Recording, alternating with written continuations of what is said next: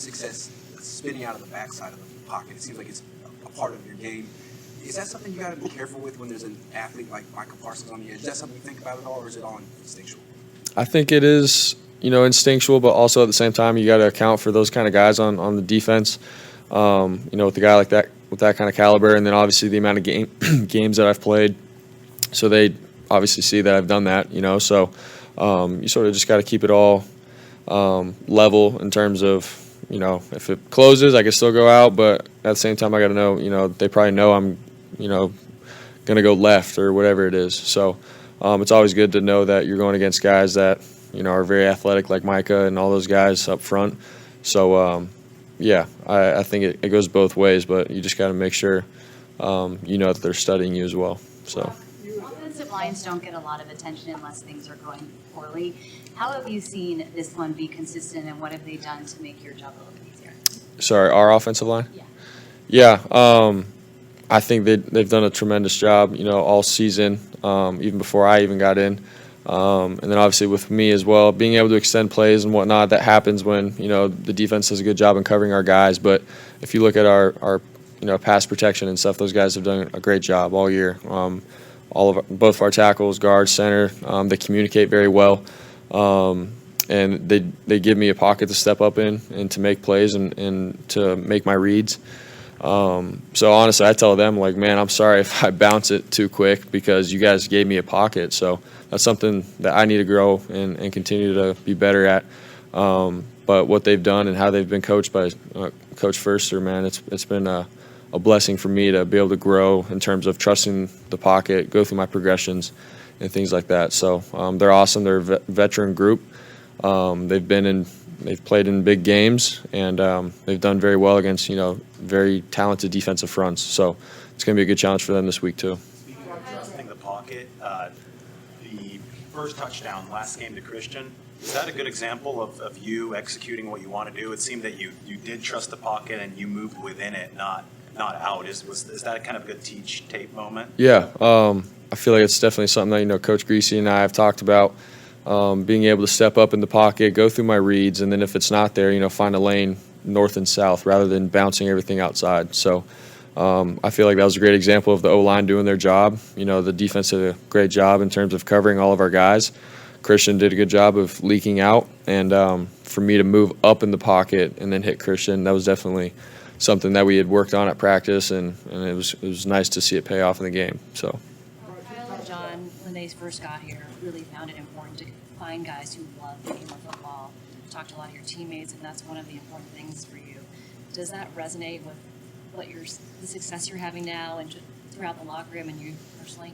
Yeah. I feel like if you come here and look at football like it's a job, which at some parts it is, but if you have that love and that drive to, play this game that you've been playing since you're a kid, I think it helps you and set yourself up for success because you love it and you're willing to do what it takes to make yourself better, make the people around you better, to win and have that will to win. And that's something that I think I've always had. I love the game. I love competing. I love making a big play and having the crowd go crazy. And there's that thing in me that you just want to win. You want to have all those other guys on the field celebrate with you for doing something good. So. Whatever that takes, if that's extra studying, extra film hours, extra time in the weight room, whatever, I feel like that's something that a lot of guys on this team have that they're willing to do. And so I'm just another guy that likes to do it as well. Not having to do too much, and sometimes in college you felt like it was pressure to do it, or you felt that. You had this interception, I'm sure you'll talk about, against TCU. Your junior year brought you a lot of unwanted attention. Was that in some ways a sort of transformative moment for you, or where did you take from that? From that interception? Yeah. Yeah, I mean, you could just tell I was pressing. There's times where, I've always felt like the play's not dead and that I can always make something out of something. We had two guys come off the edge, I'm pretty sure, and instead of either taking a sack or throwing it away early, I'm getting sacked and I go to throw it to a guy on the opposite side of the field and gets picked, goes the other way. And yeah, in that moment, it's like, man, you're doing too much. You know, you've put in all this unnecessary pressure on yourself to make something happen when it's not there. And so, yeah, that was the point in my career where I definitely had to just, take a step back and be like, man, just do what's asked of you. Don't try to do too much. You're hurting the team when you make those kind of mistakes. So you just got to learn from it and just not press. So, yeah. I do, but I forgot who I was throwing to. Was I throwing to his side or not? I forgot about all that. Getting out of trouble and not getting sacked. Yeah, I think so. Yeah, I had a good couple scrambles in there, so it was fun. Defense, particularly their defensive front, what kind of pops out at you? Yeah, I feel like they're just talented across the board up front. I think they're well coached. You could tell just with their scheme and everything that they do. There's definitely a plan that they have, and they go at it. And everyone, all 5 of their guys, 4 of their guys, whoever's on the field, they pay attention to detail in the pass rush, which I feel like is a good challenge for us. I feel like we've played a handful of teams that do a good job and are well coached up front, but these guys probably are one of the best at it, and will be one of the best challenges that we see. Brock, what's the last 7 weeks been like for you, and how have you kind of stayed grounded through it all? Yeah, it's just been football, man. I don't try to make it more than it is. I'm a faith-based guy, so that's how I stay grounded. I don't look at football like it's literally everything. It's do or die or anything like that. It's a game, and it's my job for sure, and I take it very seriously. But at the end of the day, I know that I'm not defined by the wins or losses as a person. That's not who I am. I'm not a quarterback. I wasn't born to be a quarterback and play football, and that's it. I have a life and everything like that, and I remember that. But at the same time, man, I'm a competitor. I love to compete. I want to win at all costs, and so I've been enjoying that as well. So that's where I'm at. That's how I stay grounded with it all, but definitely thankful and blessed to be here for sure. Along those lines, there's a story that after the game you went to a restaurant and received an ovation in the restaurant. Did that occur? Yeah, I don't know if the whole restaurant, stood up and clapped or anything, but there was definitely people that recognized my family and I walk in. So, yeah, it's cool. For me, I just want to enjoy my family and friends after a game. I'm not trying to go out into the public and, I'm seeking, a celebration or anything for my performance or anything like that. It's cool that Niner Nation is awesome across the board, and out in public they want to show their appreciation for their players and stuff. So I'm very thankful for that.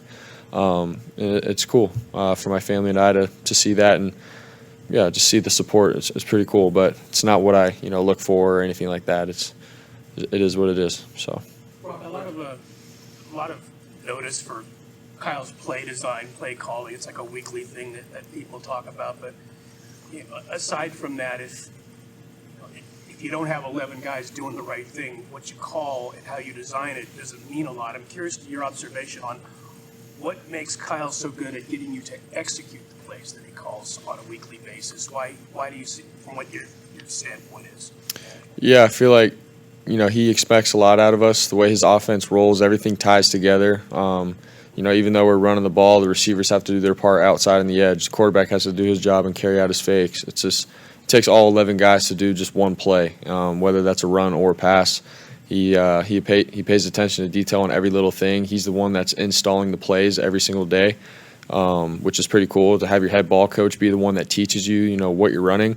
And so we know that he holds us at that standard. We all hold each other at that standard as well. And everyone just has to do their part in order for us to be successful and to set up plays down the road in the game. So that's how we look at it. Every little thing matters. It's not like he's just calling a play. We can go out there and just be better than someone across from us. He's calling this play to open up this or that, and the receivers know that, the fullback knows it, the tackles know it, everyone knows it, and we just got to do our job and do our part to be successful. It's not a one-man show. Can you see that now? Can you see where he's called a play where you know that it's setting up something for later and you know what it is? Yeah, I think there's times where he adds things throughout the game, things that we haven't even gone over at practice or that are off script, because he's he's thinking about things as well. And so he'll tell us, going into half or, for the next drive, he's like, hey, I'm thinking of this.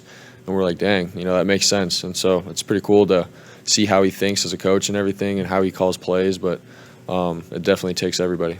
Brock, I know you said your dad has kind of kept you in tune with whole history of the league with Dan Marino and things like that. What is your kind of level of awareness of this particular rival in terms of playoffs and things like that? What's it like being a part of it? Yeah. Are you talking about just with Cowboys and Niners? Yeah. Obviously in the 90s and stuff, they went at it. There's a lot of history. There's a lot of Super Bowls between the two organizations. And so to be a part of it, I'm very thankful. It's pretty cool. It's like, man, you've seen all those highlights and stuff from the 90s and stuff, and now you fast forward to 2023, and here we are, same two teams going at it, fighting for the same thing, which is pretty cool. And I just look at it like, we just want to win. We want to do our part, and all the other stuff will fall into place. It's not like, man, this is going to be some kind of, Netflix documentary or anything like that. I'm not trying to make it bigger than that, but very thankful to be a part of it, the rivalry and everything, and having it come back, obviously, to 2023. So it's going to be a good one. So have you watched clips of some of those old games before? I can't really remember specific games or anything, but I've definitely seen highlights and just the two teams go at it and stuff with the names on both teams. Obviously Super Bowl MVPs and Hall of Famers in those games. So it's pretty cool. Yeah. Describe just what it's like, your pocket awareness. Are you seeing a blur of jersey colors? Are you the mental clock going on how long you have in the pocket? Can you just kind of take us through that part and basically when you know how to escape? Yeah, I just feel like every play has, a rhythm and timing to it. So for me, it's, I'm going through my reads, obviously, but, if something's not there on time or in rhythm, I know the mental clock is ticking in terms of the pocket's closing, guys are coming around the edge or wherever. I don't drop back and just look at the defensive line and say he's coming here or he's coming there. I don't have time for that. You have to keep your eyes down the field. Obviously to see what the coverage is and all that kind of thing. But I feel like as the play goes on, then I get a sense of, all right, if this isn't here, I can feel the left side closing. I can escape here or here if I need to. But it's definitely not a thing where I go into the play saying, all right, I'm going to escape this way or go that way. I just feel it out as my eyes are downfield for sure.